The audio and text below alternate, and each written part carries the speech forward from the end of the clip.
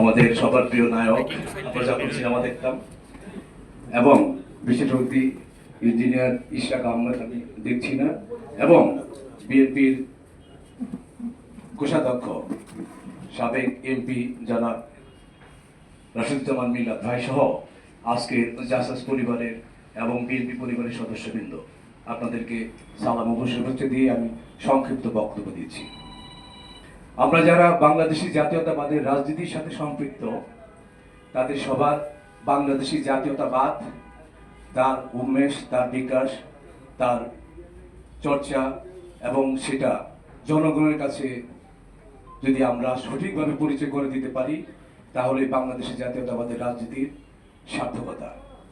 5ই August fascist Hasina পরবর্তী রাজনীতি আর 5ই আগস্টের পূর্বের রাজনীতির মধ্যে বিশাল তফাৎ।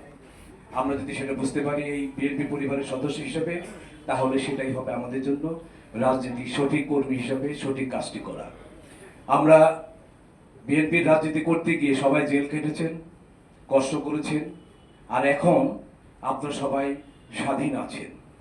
সুতরাং বাংলাদেশি জাতীয়তাবাদ এইটাকে আমাদের প্রিয় নেতা, আমাদের প্রধান অতিথি আপনাদেরকে ব্যাখ্যা করবেন, অন্যান্য ব্যক্তিরা ব্যাখ্যা করবেন, আমি সেই দিকে যাচ্ছি। শুধু এইটুকু বলছি যে জনগণের পাশে থাকা এবং জনগণের সাথে থাকার যে ডাক আমাদের পার্টির ভারপ্রাপ্ত চেয়ারম্যান দিয়েছেন, সেটা যদি সত্যিকার অর্থে আপনারা যদি অনুধাবন করতে পারেন, তাহলে একমাত্র সাংস্কৃতিক বিপ্লবের মাধ্যমেই, সাংস্কৃতিক চর্চার মাধ্যমেই জনগণের কাছে আপনারা পৌঁছতে পারবেন। বাংলাদেশের বা আমার সোনার বাংলা গানের পরে আমাদের যে জাতীয় সঙ্গীত, তারপরে সব থেকে বেশি যে সঙ্গীতটি মানুষের মনে জায়গা করে রেখে দিয়েছেন, সেটি হচ্ছে প্রথম বাংলাদেশ আমার শেষ বাংলাদেশ। এটাই হচ্ছে জাতীয়তাবাদী রাজনীতির সঙ্গীত। আমাদের শহীদ রাষ্ট্রপতি জিয়াউর রহমান যখন যেখানে যে অনুষ্ঠানে গিয়েছেন, প্রথম বাংলাদেশ এবং শেষ বাংলাদেশ গান দিয়ে শুরু করেছেন জাতিসংগীতের পরে, এবং সেটা দিয়ে উনি শেষ করেছেন।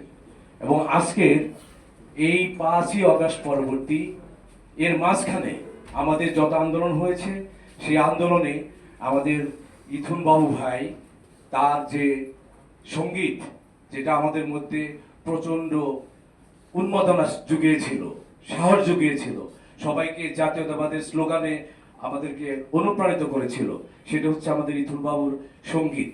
আর 5ই আগস্ট পরবর্তী আমরা যদি সবার আগে বাংলাদেশ, যেটা আমাদের ভাইস চেয়ারম্যান, আমাদের ভারপ্রাপ্ত চেয়ারম্যান আবার বলেছেন, এটা যদি আমরা এই সবার আগে বাংলাদেশটা যদি আমরা বুঝতে পারি এবং 31 দফাকে যদি আমরা জনগণের কাছে পৌঁছে দিতে পারি, তাহলে আমাদের আন্দোলন সার্থক হবে।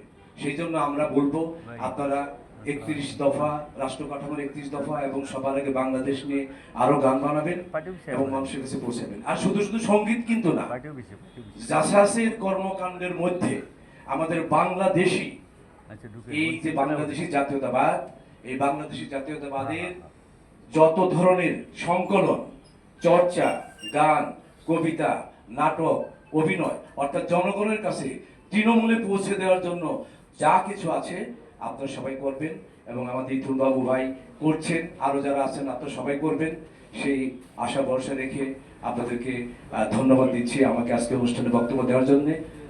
সবাই ভালো থাকবেন। খোদা হাফেজ। বাংলাদেশ জিন্দাবাদ। বাংলা